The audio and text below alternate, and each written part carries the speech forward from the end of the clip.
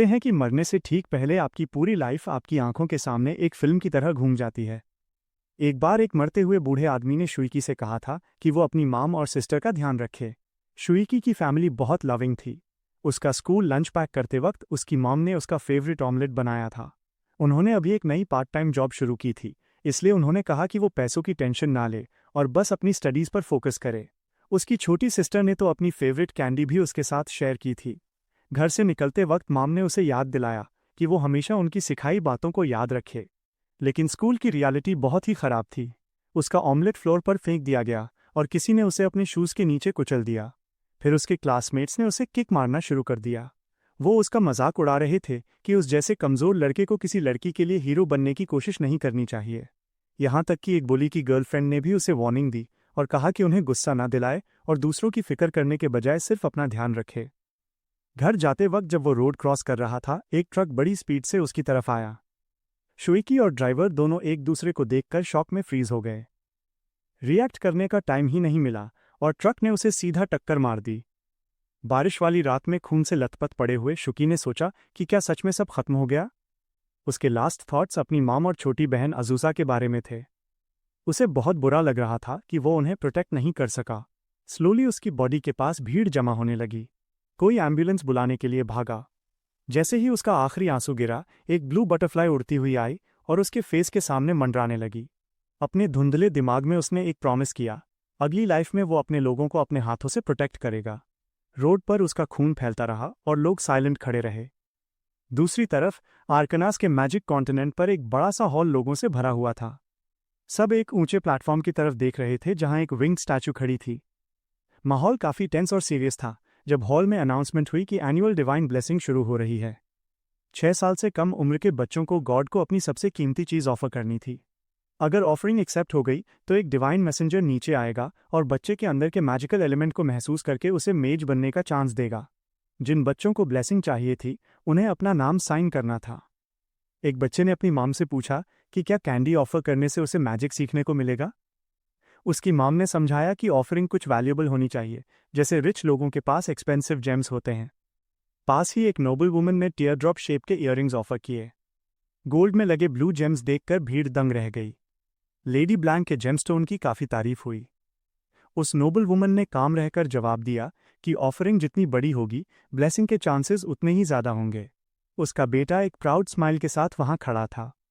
Common लोग आपस में बात कर रहे थे कि रायन फैमिली ने इस एक गैम्बलिंग में अपनी पूरी किस्मत दांव पर लगा दी है।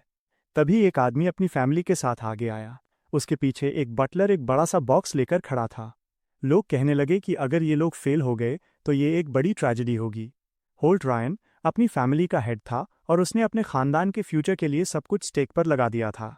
लूकस रायन फैमिली का 8th चाइल्ड था और जूलिया उसकी छोटी बहन थी। दोनों ही सिबलिंग्स काफ़ी ब्राइट थे और होल्ट को पूरा भरोसा था कि उन्हें हाई लेवल ब्लेसिंग मिलेगी।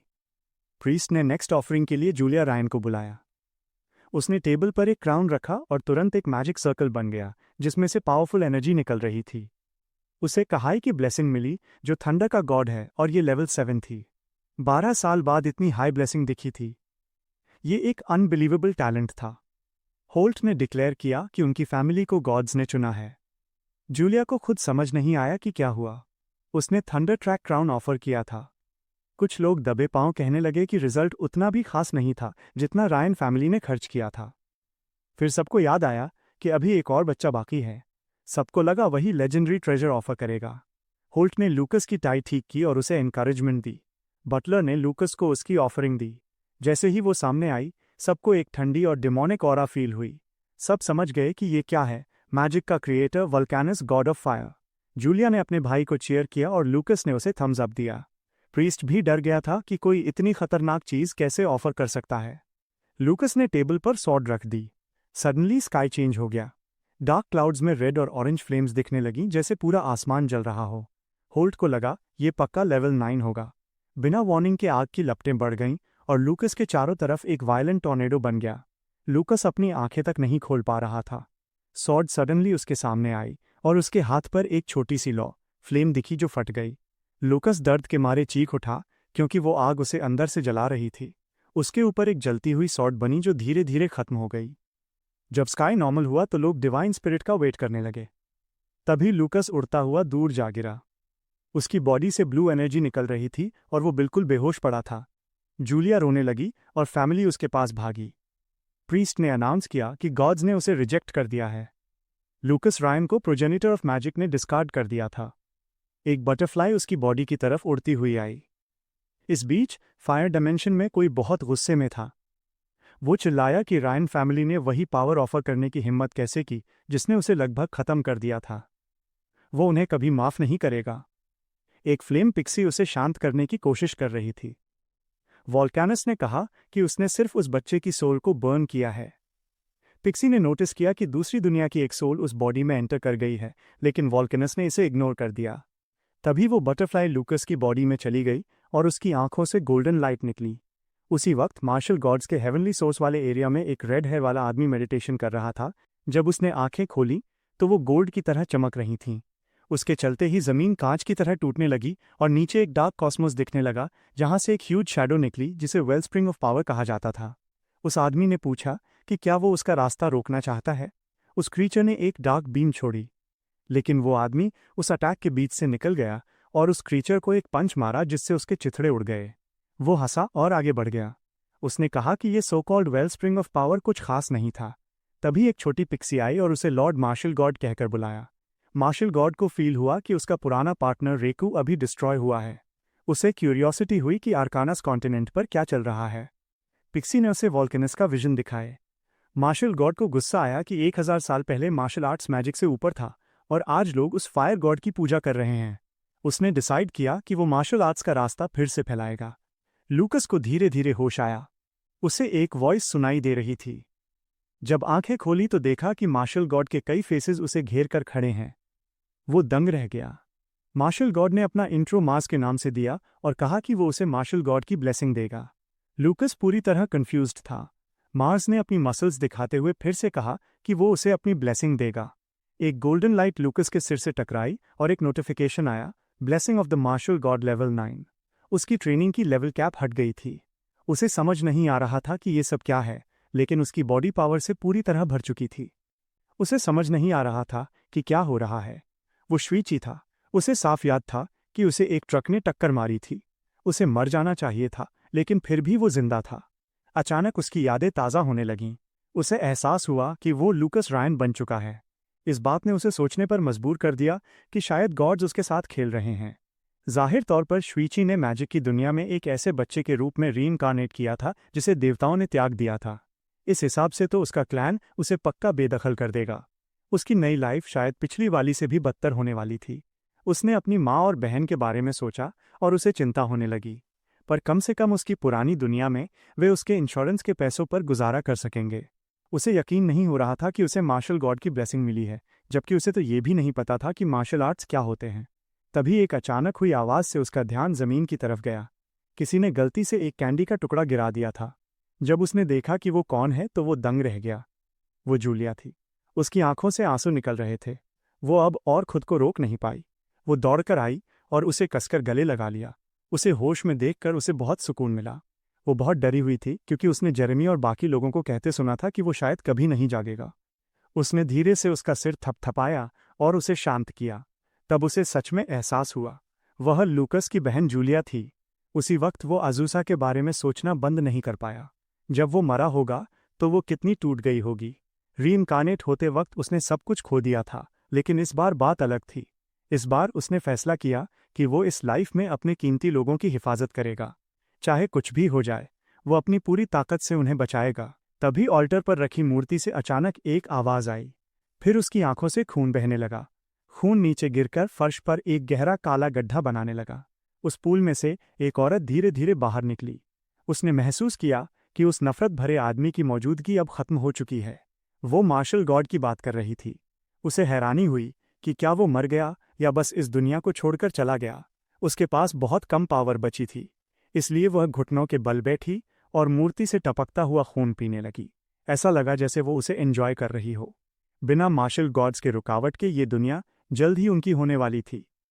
9 साल बाद रायन फैमिली के एस्टेट में घंटी बजी और एक आदमी ने अपने चेहरे से पसीना पोंछा। लूकस काफ़ी बड़ा हो चुका था। वो नीले आसमान के नीचे जूलिया की मैजिक ट्रेनिंग खत्म होने का इंतजार कर रहा था। उसने उससे मिलने जाने का फैसला किया। अचानक उसे अपने पीछे कुछ महसूस हुआ। एक कंटीली बेल, थॉर्नी वाइन ने उसकी बॉडी को कसकर जकड़ लिया। लूकस परेशान दिखा। उसे पहले से ही पता था कि यह किसने किया है। वो जेरेमी था। जेरेमी ने मजाक उड़ाते हुए उसे ग्रीट किया और कहा कि उससे फिर से मिलकर अच्छा लगा। वही बच्चा जिसे देवताओं ने छोड़ दिया था। जेरेमी रायन परिवार का चौथा बच्चा था, एक मैजिक स्टूडेंट जिसके पास लेवल 5 की ब्लेसिंग थी, और वह लूकस का सौतेला भाई था। उसके बगल में खड़ी मेड ये देखकर हैरान थी कि लूकस को अभी तक बाहर क्यों नहीं निकाला गया। जेरेमी ने उसे याद दिलाया कि पिछला आंगन बैकयार्ड सिर्फ परिवार के मेजेस के लिए रिजर्व्ड है। जेरेमी ने लूकस के शरीर पर पकड़ और मजबूत कर दी। उसने धमकी दी कि शायद कुछ पसलियां टूटने के बाद लूकस को अक्ल आ जाएगी। लूकस ने बस एक जम्हाई ली। उसने शांति से कहा कि उसकी बहन की मैजिक प्रैक्टिस बस खत्म होने वाली है और वो किसी भी पल यहां आती होगी। फिर लूकस ने उसे घूर कर देखा और चेतावनी दी कि अगर वो बिजली से भुनना नहीं चाहता तो उसे अभी छोड़ दे। जेरेमी और मेड दोनों डर के मारे सहम गए। फिर भी जेरेमी ने खुद को बहादुर दिखाने की कोशिश की और लूकस का मजाक उड़ाया कि वो अपनी बहन के पीछे छिप रहा है। उसने दावा किया कि वो बिजली से नहीं डरता। ठीक उसी वक्त उस पर बिजली गिरी। जेरेमी तुरंत जलकर काला हो गया। मेड का चेहरा पीला पड़ गया। कुछ ही देर बाद लूकस को अपने पीछे किसी के होने का एहसास हुआ। वह जूलिया थी। उसने अपनी पिंक स्टाफ का इस्तेमाल करके बिजली छोड़ी थी। उसने जेरेमी को चेतावनी दी कि अगर उसने उसके भाई को फिर से परेशान किया तो वो अगली बार उसे नहीं छोड़ेगी। उसने गुस्से में अपना चेहरा फुला लिया। फिर उसने अपने बड़े भाई से कहा कि वो अब उन बेलों को हटा देगी। बेलें ढीली होकर जमीन पर गिर गईं। लूकस ने उसका सिर थपथपाया और वो खुशी से मुस्कुराई। उसने फिर जेरेमी से पूछा कि क्या उसे अपनी गलती का एहसास हुआ और उम्मीद जताई कि वो इसे फिर से नहीं दोहराएगा। जेरेमी गुस्से में वहां से चला गया। मेड उसे जल्दी से घसीटते हुए ले गई। लूकस ने उसे भागते हुए देखा और कमेंट किया कि जूलिया ने उस पर वाकई नरमी बरती थी। जूलिया ने जवाब दिया कि अगर लूकस चाहता तो वो खुद जेरेमी को आसानी से हरा सकता था। उसने पूछा कि वो पलटवार क्यों नहीं करता। लूकस ने उसे याद दिलाया कि उसकी असली ताकत अभी भी उनका एक छोटा सा राज है। और वैसे भी, उसने कहा, उसकी छोटी बहन उसकी रक्षा करेगी। वो हल्का सा मुस्कुराया। श्वीची को लूकस की बॉडी में रीइंकार्नेट हुए 9 साल बीत चुके थे। 9 साल पहले जिस दिन वो जागा था, लूकस के पिता उससे मिलने आए थे। लूकस को यकीन था कि उम्मीदों पर खरा न उतरने की वजह से उसे घर से निकाल दिया जाएगा, लेकिन इसके बजाय होल्ट ने अपनी छड़ी एक तरफ फेंक दी। वो दौड़कर आगे आए, लूकस को गले लगा लिया और रोने लगे। वो बस इस बात के शुक्रगुजार थे कि उनका बेटा जाग गया। उनके लिए बस यही मायने रखता था। लूकस ने खामोशी से सिर हिलाया। होल्ट एक नाइट ऑर्डर को लीड करते थे, इसलिए वो घर पर कम ही रहते थे। फिर भी वो एक अच्छे पिता थे जो वाकई अपने बच्चों की परवाह करते थे। जब होल्ट को पता चला कि लूकस ने मार्शल आर्ट्स की ट्रेनिंग शुरू कर दी है, तो उन्होंने तुरंत उसे सलाह से भरा एक लेटर भेजा। उन्होंने लूकस को बताया कि फैमिली आर्काइव में मार्शल आर्ट्स की पुरानी किताबें हैं और उम्मीद जताई कि वे उसकी ट्रेनिंग में मदद करेंगी। तो लूकस तहखाने बेसमेंट में चला गया। उस लेटर की वजह से उसके दिमाग में एक बड़ा प्लान आया। छोटा लूकस अचानक गायब हो गया। एक मेड को चिंता होने लगी क्योंकि वो हर दिन अकेला कहीं चला जाता था। दूसरी मेड ने इसे टालते हुए कहा कि उसे जल्द ही मैजिक न कर पाने की वजह से निकाल दिया जाएगा। तभी उन्हें झटके महसूस हुए। जमीन अक्सर हिल रही थी। उन्होंने मान लिया कि कोई अर्थ मैजिक की प्रैक्टिस कर रहा है, लेकिन असल में लूकस जमीन पर घूंसे मार रहा था। उसने अपने कमरे के नीचे एक सीक्रेट ट्रेनिंग ग्राउंड बनाने के लिए 6 महीने तक खुदाई की। उसने इसे 4 हिस्सों में बांटा। वहां एक स्टडी एरिया था, एक स्टोरेज रूम, एक ट्रेनिंग एरिया और आखिर में एक बाथ। उसने अपना ज्यादातर पैसा बाकी सामान पर खर्च कर दिया था, इसलिए उसने एक सस्ते टब से काम चलाया। अंडरग्राउंड स्पेस पूरा होने के बाद से वो वहां हर दिन चुपके से ट्रेनिंग करता था। प्रेजेंट टाइम में लूकस अपने टब में कूद गया। मार्शल आर्ट्स की ट्रेनिंग के लिए मेडिसिनल बाथ में नहाना सबसे असरदार तरीका था। उसे ट्रेनिंग शुरू किए 3 साल हो चुके थे। वो आर्काइव की केओटिक टेम्परिंग टेक्निक नाम की किताब का इस्तेमाल कर रहा था। अब लेवल 5 या उससे कम का कोई भी मैजिक अटैक उसे खरोंच तक नहीं पहुंचा सकता था। उसकी डिफेंस आखिरकार मजबूत हो चुकी थी। वो टब से बाहर निकला और ऑफेंस पर काम करने के लिए एक ट्रेनिंग डमी की तरफ बढ़ा। उसने अपनी तलवार निकाली और वार किया। वो घूमा, फिर अपनी वेपन बदलकर एक भाला स्पीयर ले लिया। उसने फिर से हमला किया, जिससे डमी के अनगिनत टुकड़े हो गए। टुकड़े इतने बारीक थे कि वे हवा में बिखर गए।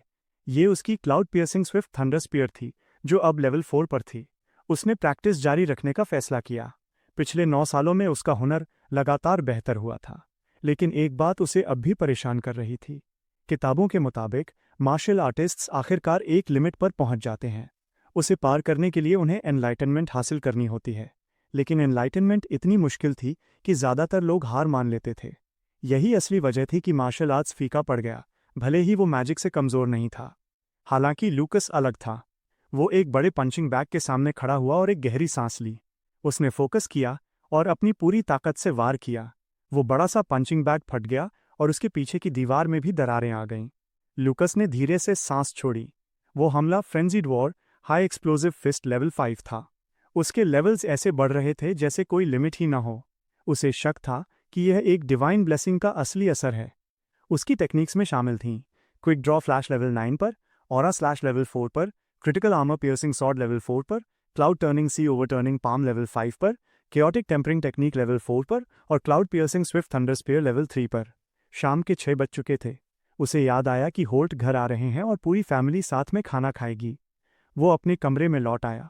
खुद को साफ करने के बाद वो बाहर निकला और डाइनिंग रूम की तरफ बढ़ा। होल्ट ने गर्मजोशी से उसका स्वागत किया, ये कहते हुए कि उन्हें मिले आधा साल बीत चुका है। उन्होंने लूकस को बैठने के लिए कहा। लूकस ने शालीनता से जवाब दिया। होल्ट ने फिर बताया कि एलन मैजिक एकेडमी ने एक स्पेशल मार्शल आर्ट्स डिपार्टमेंट खोला है और उन्होंने पहले ही लूकस का नाम लिखवा दिया है। जेरेमी ने यह सुनकर अपनी चिढ़ जाहिर की। मार्शल आर्ट्स मुश्किल थे, लेकिन लूकस इसे संभाल सकता था। एंट्रेंस एग्जाम अगले हफ्ते था, इसलिए उन्होंने उसे अच्छी तैयारी करने को कहा। लूकस ने अपने पिता को शुक्रिया कहा। चाहे वो किसी भी दुनिया में रहे, शुइची अभी भी मजबूत बनना चाहता था और अपनों की रक्षा करना चाहता था। लेकिन वो जानता था कि ज़रूरत से ज़्यादा मशहूर होना सिर्फ मुसीबत को दावत देगा। अचानक जूलिया ने अपना हाथ उठाया। उसने अनाउंस किया कि वो भी उसके साथ एलन मैजिक एकेडमी जाना चाहती है। होल्ट ने कहा कि ये एक अच्छा गोल है, लेकिन वो अभी सिर्फ 11 साल की है और दाखिले के लिए बहुत छोटी है। जूलिया ने तुरंत बताया कि अकेडमी में एक एलीट क्लास है जिसमें उम्र की कोई पाबंदी नहीं है। फिर उसने खुलासा किया कि उसे एलीट क्लास के लिए पहले ही ऑफर मिल चुका है। होल्ट ने लेटर पढ़ा। उन्हें एहसास हुआ कि एक जीनियस के रूप में उसकी शोहरत पहले ही एलन एकेडमी तक पहुंच चुकी है। उसकी मां मुस्कुराई और कहा कि वे जल्द ही रायन परिवार से एक महान मेज को जन्म लेते देख सकते हैं। जेरेमी साफ तौर पर जलता हुआ दिख रहा था। वो अपने गुस्से को काबू करने की कोशिश कर रहा था। उसे डर था कि लूकस के मैजिक एकेडमी जाने से उसकी रेपुटेशन खराब होगी। उसकी मां ने उसे चिकोटी काटी। वो दर्द से चिल्लाया और उसने उसे शांत रहने को कहा। उसने उसे यकीन दिलाया कि चिंता की कोई बात नहीं है। ये औरत जेसिका रायन थी, रायन परिवार की दूसरी पत्नी और जेरेमी की मां। उसने शांति से कहा कि ये पक्का नहीं है कि लूकस एग्जाम पास कर ही लेगा। उसके चेहरे पर एक शातिर मुस्कान आ गई। एक हफ्ते बाद मैजिक एकेडमी के लिए निकलने का समय था। लूकस और जूलिया की मां ने उनसे अपना ख्याल रखने को कहा। उन्होंने वादा किया कि एक बार जब वे सेटल हो जाएंगे तो वो उनसे मिलने आएंगी और उनका पसंदीदा पुडिंग लाएंगी। उनके जाने से पहले उन्होंने उन्हें वो लकी कॉइन दिया जो उनके पिता ने उन्हें दिया था। वो सिक्का बियॉन्ड डायनेस्टी का था, जिसने लगभग 10,000 साल पहले दुनिया को एक किया था। उनके पिता ने इसे एक ताकतवर मैजिक बीस्ट को हराते वक्त हासिल किया था। सिक्के के सामने के हिस्से पर मार्स पहले सम्राट की तस्वीर थी, जबकि पीछे की तरफ वो हथियार था जो वो कभी इस्तेमाल करते थे। जब होल्ट ने बचपन में उन्हें ये दिखाया था तो लूकस को याद आया कि उसे लगा था कि मार्स एक अजीब तरह का मस्कुलर प्राचीन स्पिरिट जैसा दिखता है। होल्ट ने हमेशा जोर दिया था कि वे सिक्के को एक गुड लक चार्म के तौर पर अपने पास रखें। जब लूकस ने अपने माता पिता को उन्हें विदा करते हुए देखा तो उसकी पिछली लाइफ के माता पिता की यादें ताज़ा हो गईं। सच कहूं तो दोनों ही लाइफ में एक लविंग फैमिली मिलना उसके लिए एक बहुत बड़ा फ्लेक्स था। वो खुद को काफ़ी फॉर्चुनेट मान रहा था। खैर, इसके बाद वे सब वहां से निकल पड़े। कुछ घंटों बाद जब सनसेट होने लगा तो उन्होंने डिसाइड किया कि आगे एक खाली जगह पर कैंप लगाएंगे। अंधेरा होने से पहले ही उन्होंने बॉनफायर जला लिया था। उनके बटलर ने समझाया कि अगर वे कल सुबह जल्दी निकलेंगे तो रात तक डाकू टाउन पहुंच जाएंगे, जहां एलन मैजिक एकेडमी है। जूलिया सुपर कॉन्फिडेंट थी कि वे टाइम पर पहुंच जाएंगे। उसने बटलर मिस्टर फॉर्डन से पूछा कि क्या डाकू टाउन में कुछ इंटरेस्टिंग है। उन्होंने बताया कि वो शहर हर साल स्प्रिंग में होने वाले मैजिक डॉजबॉल टूर्नामेंट के लिए काफ़ी फेमस है और उसे एक प्रॉपर गूर्मे टाउन भी माना जाता है। लूकस ने नोटिस किया कि जूलिया के मुंह में पानी आ रहा था। तभी अचानक उसे कुछ अजीब सा फील हुआ। 2 किलोमीटर दूर 12 घोड़े और 13 लोग बहुत तेज़ी से उनकी तरफ बढ़ रहे थे। उसे याद आया कि इस एरिया में अक्सर बैंडिट्स काफ़ी एक्टिव रहते हैं। फॉर्डन ने इस बात को कंफर्म किया, पर साथ ही ये भी कहा कि उनसे आमना सामना होना काफ़ी रेयर है। लूकस की केओटिक टेम्परिंग टेक्निक ने उसे सिर्फ ड्यूरेबिलिटी और हीलिंग ही नहीं दी थी, बल्कि उसकी सेंसेस को भी नॉर्मल से कहीं ज़्यादा शार्पन कर दिया था। वो जानता था कि ये उसका कोई वहम नहीं है। वहाँ सिर्फ 5 लोग और एक बच्चा था, तो उन्हें एक्स्ट्रा केयरफुल रहना था। उसने सबको इन्फॉर्म किया कि एक अननोन ग्रुप बहुत स्पीड से उनकी तरफ आ रहा है और सबको फॉर्म अप होने का ऑर्डर दिया। नाइट्स उसे बड़े कन्फ्यूजन में देखने लगे। उन्हें तो कुछ सुनाई भी नहीं दे रहा था, यहाँ तक कि एक चिड़िया की आवाज़ भी नहीं, इसलिए उन्हें लगा कि वो फालतू बातें कर रहा है। फॉर्डन ने बिना देर किए अपनी सॉर्ड निकाल ली। उसने नाइट्स को डांटा और चिल्लाकर कहा कि अपने वेपन्स अभी के अभी तैयार करें। नाइट्स के पास बात मानने के अलावा कोई ऑप्शन नहीं था। फॉर्डन नहीं जानता था कि लूकस को खतरे का पता कैसे चला, पर उसका मानना था कि रिस्क लेने से अच्छा है कि हम सेफ रहें। तभी घोड़ों के दौड़ने की आवाज़ तेज होने लगी। नाइट्स दंग रह गए जब उन्हें एहसास हुआ कि लूकस एकदम सही था और पहले से तैयार था। बैंडिट्स अपना शिकार देखकर बहुत खुश थे। उनके लीडर ने यह पहले ही प्रिडिक्ट कर लिया था कि एलन मैजिक एकेडमी के एग्जाम से ठीक पहले यहाँ हर तरफ नोबल्स मिलेंगे। उन्होंने जूलिया को देखा और हंसते हुए बोले कि इसकी बहुत तगड़ी कीमत मिलेगी। रही बात लूकस की, तो उन्हें लगा कि कुछ स्पेसिफिक बायर्स उसके लिए भी अच्छा पे कर देंगे। फॉर्डन ने उनसे पूछा कि क्या उन्हें पता भी है कि नोबल से पंगा लेने का अंजाम क्या होता है, पर बैंडिट्स को कोई परवाह नहीं थी। उनके लीडर ने दोनों बच्चों को छोड़कर सबको खत्म करने का ऑर्डर दे दिया। वे आगे बढ़े और नाइट्स फॉर्डन को सपोर्ट करने के लिए मूव हुए। बैंडिट लीडर ने अटैक किया, पर उसकी सॉर्ड एक तरफ झटक दी गई। एक नाइट के लांस ने उसे जोरदार टक्कर दी, जिससे वेपन उसके हाथ से छूट गया। फिर एक फ्लैश ऑफ स्टील हुआ और फॉर्डन की ब्लेड ने एक ही झटके में उस आदमी का सर धड़ से अलग कर दिया। फॉर्डन ने जूलिया को दिलासा दिया कि सब अंडर कंट्रोल है। हर तरफ खून बहने लगा था। फॉर्डन चिल्लाया कि लूकस जूलिया को लेकर यहां से तुरंत भागे। तभी एक भयानक चीख गूंजी। कई नाइट्स अचानक आग की लपटों में घिर गए। ये हमला एक आई पैच पहने आदमी ने किया था। फॉर्डन पूरी तरह शॉक में था। उनके बीच एक मेज था। उसने तुरंत बच्चों को फॉरेस्ट की तरफ भागने को कहा। उसी छोटे से डिस्ट्रैक्शन के बीच उसे स्टैब कर दिया गया। खून के फव्वारे छूटने लगे। लूकस ने जल्दी से जूलिया की आंखें बंद कर लीं। फॉर्डन को लड़खड़ाते देख उसका दिल बैठ गया था, पर हमारे बटलर ने हार नहीं मानी। शरीर कांप रहा था, फिर भी वो उन बैंडिट्स को रोकना चाहता था। वो मेज अपने मरे हुए साथी के लिए गुस्से में था और उन सबको जिंदा जलाने की तैयारी करने लगा। घायल होने के बाद भी फॉर्डन ने कसम खा ली थी कि वो यंग मास्टर और यंग लेडी को बचाकर ही दम लेगा। लूकस जानता था कि फॉर्डन सिर्फ एक लेवल 2 मार्शल आर्टिस्ट है और वो अकेले एक मेज को नहीं हरा सकता। लूकस अपनी असली स्ट्रेंथ छुपाना चाहता था, पर फॉर्डन ने उसके साथ हमेशा अपनी फैमिली जैसा बर्ताव किया था। लूकस अपनी आंखों के सामने अपनी फैमिली को मरते हुए नहीं देख सकता था। जूलिया ने देखा कि लूकस की मुट्ठियां भिंची हुई थीं। उसने उसे छुपने को कहा और खुद फॉर्डन की मदद के लिए निकल गया। जूलिया ने उसे फिक्र से देखा, पर बिना बहस किए उसकी बात मान ली। लूकस तेजी से फॉर्डन की तरफ भागा।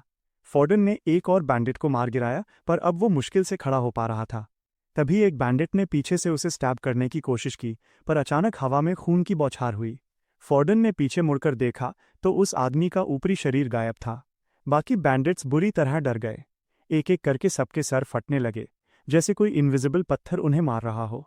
पास ही लूकस खड़ा था, जिसके हाथ में कुछ पत्थर थे। उसे बड़ी राहत मिली कि परिंदों पर प्रैक्टिस करके गेल स्ट्राइक को लेवल 4 तक पहुंचाने की मेहनत रंग लाई। लेवल 1 के बैंडिट्स उसके लिए बच्चों का खेल थे। मेज पागल हो गया। वो चारों तरफ देख रहा था जहां उसके साथियों की कटी हुई लाशें पड़ी थीं। उसे यकीन नहीं हो रहा था कि सब इतनी जल्दी मर गए। उसने एक मैसिव मैजिक सर्कल बनाया और चिल्लाया कि वो उस बूढ़े को अपने साथ ले जाएगा। एक बहुत बड़ा फायरबॉल बना।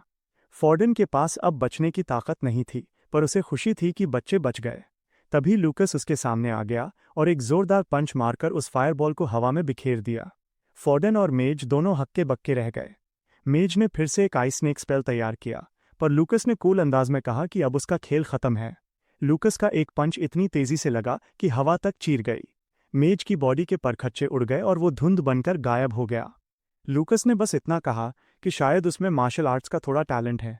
फॉर्डन इमोशनल होकर रोने लगा। तभी अचानक एक डरावनी प्रेजेंस महसूस हुई। फॉर्डन के पीछे कुछ अजीब सा हिलने लगा। मांस मुड़ने लगा और एक घिनौने मॉन्स्टर का रूप ले लिया, जिसकी बॉडी से नुकीली हड्डियां बाहर आ रही थीं। उसकी आंखों में एक अजीब सा पर्पल ग्लो था और वो बस एक ही बात रिपीट कर रहा था, डाई डाई डाई। लूकस समझ गया कि उसे इसे जल्दी खत्म करना होगा ताकि जूलिया ये सब ना देखे। जैसे ही मॉन्स्टर ने हमला किया, लूकस हवा में उछला और उसके सर पर एक पंच मारा। तभी मॉन्स्टर की बॉडी से चेन्स निकली और वो लाशों को खींचकर खाने लगा। लूकस ने उसकी आंख में एक ट्रायंगल मार्क देखा। वो समझ गया कि ये जरूर मरे हुए लोगों को कंट्रोल करने वाला कोई सीन है। अब नॉर्मल हिट्स काम नहीं कर रहे थे, तो लूकस ने अपनी एक्सप्लोजिव ऑरा पाम एक्टिवेट की।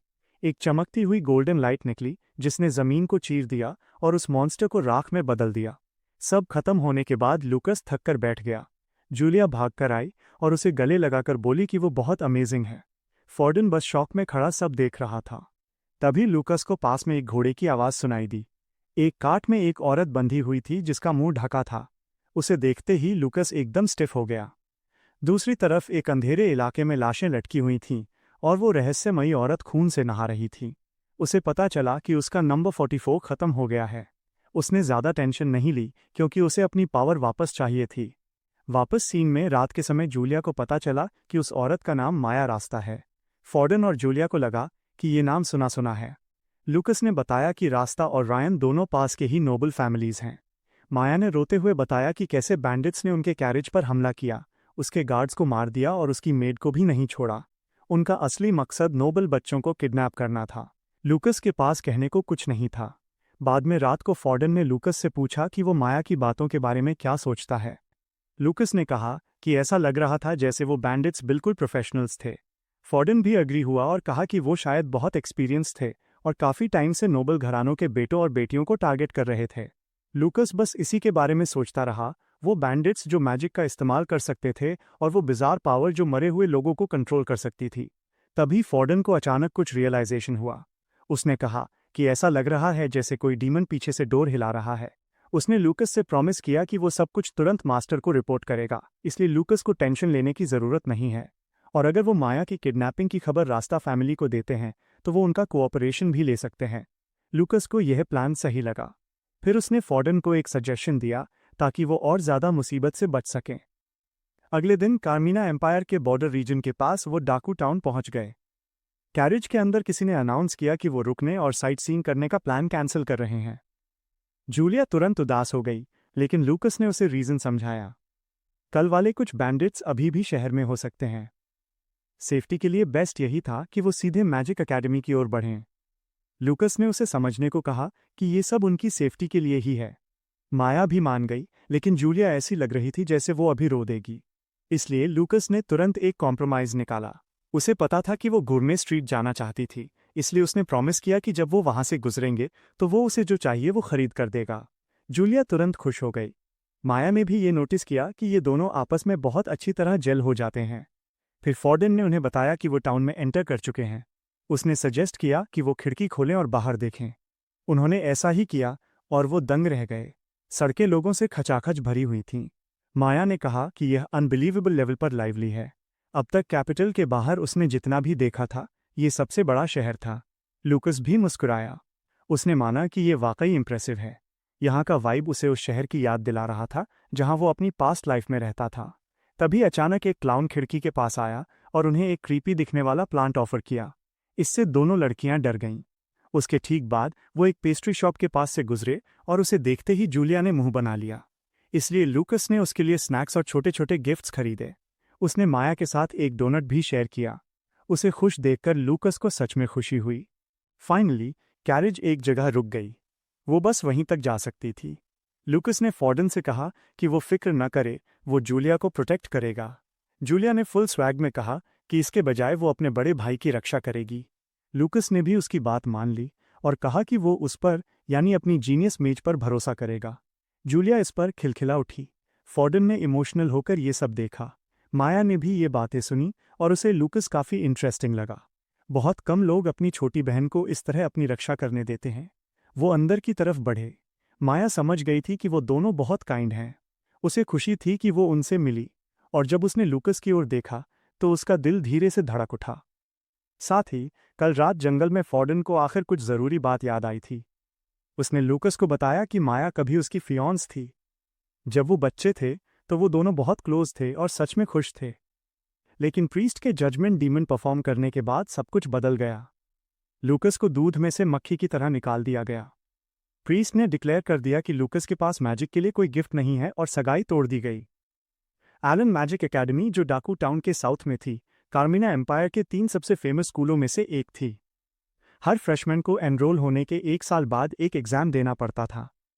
रिजल्ट्स के बेसिस पर उन्हें उनकी एप्टीट्यूड के हिसाब से अलग अलग स्पेशल डिपार्टमेंट्स में सॉर्ट किया जाता था, जैसे अर्थ, फायर, विंड और वाटर। अगर कोई स्टूडेंट पूरे 6 साल तक टिका रहता और ग्रेजुएट होता तो उसे एक ऑफिशियल मेज की क्वालिफिकेशन मिलती। बेशक जीनियस बच्चों के लिए एक्सेप्शंस भी थे। कोई भी स्टूडेंट जो वहां पढ़ते समय मेज सर्टिफिकेशन एग्जाम पास कर लेता, वो पूरे 6 साल पूरे किए बिना ही जल्दी ग्रेजुएट हो सकता था। जब वो प्लाजा से जा रहे थे, लूकस ने जूलिया को ये सब समझाया और उसने तुरंत उसका चेहरा नोटिस किया। वो इसलिए मुंह फुलाए हुए थी क्योंकि वो माया के साथ एंट्रेंस एग्जाम देना चाहती थी। लेकिन माया ने सुबह ही अपनी फैमिली के साथ अपना एग्जाम दे दिया था। अब जबकि वो उनके साथ वापस आ गई थी, तो उसे अब और खतरा नहीं होना चाहिए था। लूकस ने जूलिया को चेयर अप किया। उसने उसे बताया कि अगर वो दोनों पास हो गए तो वो क्लासमेट्स होंगे और वो माया को हर दिन देख पाएंगे। इसलिए उसने उसे पहले अपने एंट्रेंस एग्जाम पर फोकस करने के लिए कहा। जूलिया आखिरकार शांत हो गई और लूकस ने पूछा कि रजिस्ट्रेशन एरिया कहाँ है। जैसे जैसे वो आगे बढ़े, जूलिया हर जगह सबका ध्यान खींच रही थी। लोग विस्पर कर रहे थे क्योंकि वो बहुत क्यूट थी और उन्होंने गेस किया कि वो करीब 12 साल की होगी। उनमें से कुछ ने लूकस को भी देखा और काफी देर तक उसे घूरते रहे। तभी अचानक किसी ने जूलिया को आवाज दी। वो मीना थी, Allen magic academy student council की वाइस प्रेसिडेंट। मीना ने स्मर्क करते हुए पूछा कि क्या जूलिया बस अपने बड़े भाई के पीछे पीछे यहाँ छिपकर आ गई है। जूलिया ने अपना सिर हिलाया और कहा कि वो यहाँ अपने भाई के साथ एंट्रेंस एग्जाम देने आई है। मीना एकदम से फ्रीज हो गई। फिर उसे कुछ याद आया। एक ऐसी लड़की थी जिसे एक एलीट क्लास ने खुद ऑफर भेजा था। उस याद ने उसके चेहरे पर मुस्कान ला दी। उसने पूछा, क्या तुम रायन फैमिली से जूलिया रायन हो? जूलिया कंफ्यूज्ड थी। उसने पूछा कि मीना को उसका नाम कैसे पता। मीना ने जवाब नहीं दिया, बस इतना कहा कि वो बाद में बताएगी। फिर वो उसे तुरंत रजिस्ट्रेशन एरिया की ओर ले गई। लूकस उनके पीछे पीछे चल रहा था। उसे महसूस होने लगा जैसे वो इनविजिबल है। जूलिया ने मीना से रुकने को कहा क्योंकि उसके भाई को भी रजिस्टर करना था। मीना ऐसे चौंकी जैसे वो लूकस के एग्जिस्टेंस को पूरी तरह भूल गई हो, लेकिन उसने जल्दी ही खुद को संभाला और कहा कि उसे पहले से पता है। लूकस मार्शल आर्ट्स डिपार्टमेंट के लिए अप्लाई कर रहा था। जैसे ही लोगों ने ये सुना, वहां हंगामा मच गया। उन्हें यकीन ही नहीं हो रहा था कि कोई अभी भी मार्शल आर्ट्स की ट्रेनिंग लेता है, और वो भी एलन मैजिक एकेडमी में इसके लिए आया है। उनके लिए ये एक मजाक की तरह था। वो हंसे और उसे नीची नज़रों से देखने लगे। उनमें से एक ने तो यहाँ तक कह दिया कि एक मार्शल आर्टिस्ट किसी मैजिक बीस्ट से बस थोड़ा सा ज्यादा काम का होता है। ये सुनकर जूलिया को बहुत गुस्सा आया, लेकिन लूकस को कोई फर्क नहीं पड़ा। उसके लिए वो स्लम के उन कचरा उठाने वालों की तरह लग रहे थे जो बड़ी बड़ी बातें करते हैं। उसे पता था कि केवल जेरेमी जैसे लूजर्स या वो मॉन्स्टर्स जो सोचते हैं कि बुली करना उन्हें पावरफुल बनाता है, वही ऐसा बिहेव करते हैं। लूकस की नज़रों में वो कीड़े मकोड़े थे। अगर उसके पेरेंट्स की गुड इंटेंशंस ना होती तो वो इस तरह के डंप में कदम रखने में अपना टाइम वेस्ट नहीं करता। मीना उसके एक्सप्रेशन को क्लोजली देख रही थी। वो थोड़ी गिल्टी लग रही थी, जैसे उसे खुद को दोष दे रही हो कि उसने मार्शल आर्ट्स डिपार्टमेंट की बात इतनी लाउडली क्यों कही। इसलिए उसने जल्दी से लूकस से कहा कि एक बार रजिस्टर करने के बाद वो उनके साथ आए। वो खुद उसे एग्जाम हॉल तक गाइड करेगी। लूकस सरप्राइज्ड था। वो उन चुनिंदा लोगों में से एक थी जिसने उसे बिना किसी प्रेजुडिस के देखा।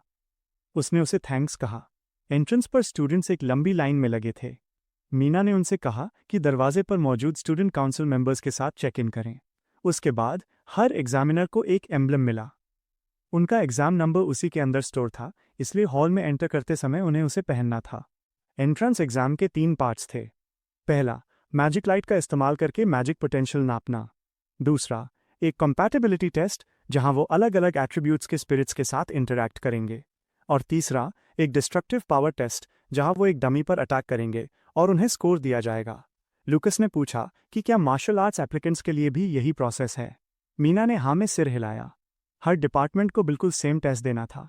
लूकस को ये नहीं लगा कि एकेडमी फेयरनेस की परवाह करती है, बल्कि उसे लगा कि वो मार्शल आर्टिस्ट्स के लिए असल टेस्ट डिज़ाइन करने में बहुत आलसी थे। इससे उसका हौसला और बढ़ गया। उसने कसम खाई कि वो एक मार्शल आर्टिस्ट की पावर प्रूव करेगा और सबके सामने उनके प्रेजुडिस को क्रश कर देगा। पोटेंशियल मेजरमेंट स्टेशन पर मैजिक लाइट के पास एक बूढ़ा आदमी खड़ा था और उसने पहले टेस्ट का अनाउंसमेंट किया। उसने उनसे कहा कि एक एक करके मैजिक लाइट पर अपना हाथ रखें। तभी उस बूढ़े आदमी ने लूकस को देखा और उसकी आंखें फटी की फटी रह गईं। उसने क्लेम किया कि अपनी पूरी लाइफ में उसने ऐसा कुछ कभी नहीं देखा। उसने इसे 1 in 1,000 year फिनोमिनन तक कह दिया। फिर स्कोर सामने आया 0। बूढ़े आदमी ने कहा कि ऐसे स्कोर के साथ लूकस कहीं नहीं पहुंच पाएगा, यहां तक कि मार्शल आर्ट्स डिपार्टमेंट में भी नहीं। पूरा हॉल ठहाकों से गूंज उठा। स्टूडेंट्स खुलेआम उसका मजाक उड़ाने लगे, यहां तक कि उससे पहले वाले मार्शल आर्ट्स वाले बच्चे ने भी 1 स्कोर किया था। लूकस बस एक ठंडी आ भर सका। तभी पूरी भीड़ अचानक साइलेंट हो गई जब मैजिक लाइट से एक गहरा पर्पल ग्लो निकला। वो जूलिया थी। पर्पल का मतलब था कि उसका पोटेंशियल 10 में से 7 था, जो इस साल के एग्जामिनीज में उसे एक टॉप क्लास स्टूडेंट बनाने के लिए काफ़ी था। भीड़ पागलों की तरह बस करने लगी। लूकस बस घूरता रहा। उसे यकीन नहीं हो रहा था कि हर कोई ऐसी चीज़ पर इतना ज़्यादा हाइप हो रहा है। लूकस के लिए ये क्लियर था, इन लोगों को असली पावर के बारे में कुछ नहीं पता था। उसने जूलिया पर चिल्लाया कि वो खुद को होल्ड बैक ना करे और उसके लिए ज़ोर ज़ोर से चीयर किया। इंस्ट्रक्टर भी तब टेंस हो गया जब उसे एहसास हुआ कि जूलिया शायद अभी भी अपनी पावर को सप्रेस कर रही है। इसलिए जूलिया ने और ज़्यादा पावर रिलीज की। ऑर्ब की रोशनी बदली और एक ब्राइट गोल्डन येलो लाइट में बदल गई। वो एक छोटे सूरज की तरह चमक रही थी। इंस्ट्रक्टर की आंखें चौड़ी हो गईं। गोल्डन लाइट का मतलब था कि वो 10 के मैक्सिमम स्कोर से बस एक बाल बराबर दूर थी। उसने ये लेवल पहले सिर्फ एक बार देखा था, 2 साल पहले, एक ऐसे स्टूडेंट से जो कैंपस पर एक लेजेंड बन गया था। लेकिन जूलिया उस स्टूडेंट की तुलना में बहुत छोटी थी। इंस्ट्रक्टर स्टन्ड था और सच में बहुत इम्प्रेस्ड भी।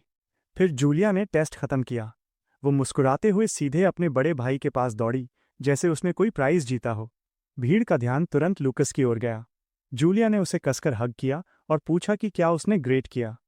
लूकस ने धीरे से उसका सिर थपथपाया और उससे कहा कि वो एक दिन आर्किमिज बनेगी। उनके पीछे एक स्टूडेंट ने फुसफुसाया कि जूलिया एक जीनियस है और लूकस कचरे का एक बेकार टुकड़ा। उसके बगल वाले लड़के ने तुरंत उसका मुंह बंद कर दिया और उसे चुप रहने के लिए कहा।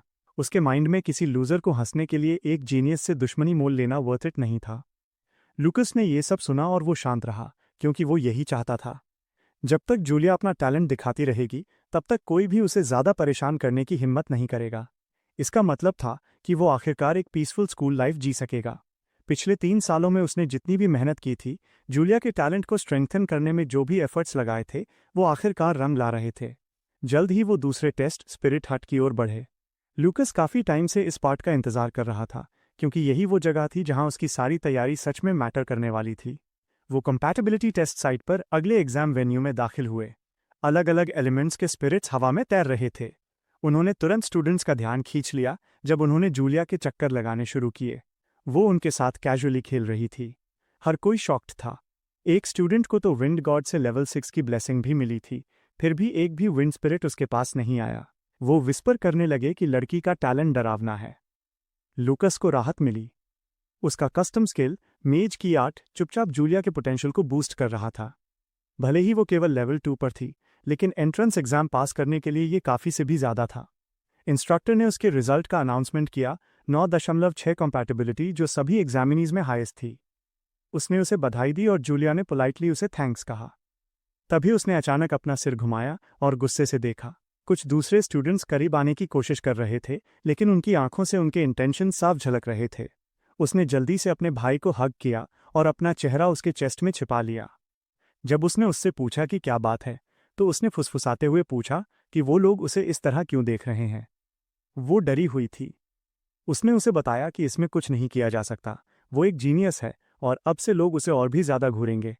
उसने उससे कहा कि वो दूसरों की परवाह न करे और धीरे धीरे इसकी आदत डाल ले। उसे एहसास हुआ कि वो सही कह रहा है और उसने खुद को स्ट्रांग बनाने का मन बना लिया ताकि वो उसकी रक्षा कर सके। उसने उसे आगे बढ़ने के लिए इनकरेज किया। हालांकि अंदर ही अंदर उसने ये एक्सपेक्ट नहीं किया था कि वो अटेंशन से इस तरह अफेक्ट होगी। उसे समझ आया कि उसे उसकी मेंटल टफनेस बनाने में भी मदद करनी होगी। पास ही 2 आदमी एक दूसरे से विस्पर कर रहे थे। उनमें से एक ने कहा कि जूलिया को रॉयल्टी क्लास में होना चाहिए था, लेकिन चूंकि उसका भाई यूजलेस है, इसलिए ये बात समझ आती है। दूसरे ने पूछा कि भाई का कंपैटिबिलिटी स्कोर क्या था। उन्होंने मान लिया कि वो पहले की तरह 0 ही होगा। लेकिन जब लूकस हॉल में दाखिल हुआ तो सारे स्पिरिट्स डिस्गस्ट से भरकर उससे दूर भाग गए। फिर पहले टेस्ट के बाद कुछ अजीब हुआ। जैसे ही लूकस बाहर निकला, एक फायर स्पिरिट का अचानक एक हाथ टूट गया। जिस आदमी ने ये देखा, उसकी पैंट गीली होने वाली थी। उसके दोस्त को यकीन ही नहीं हुआ।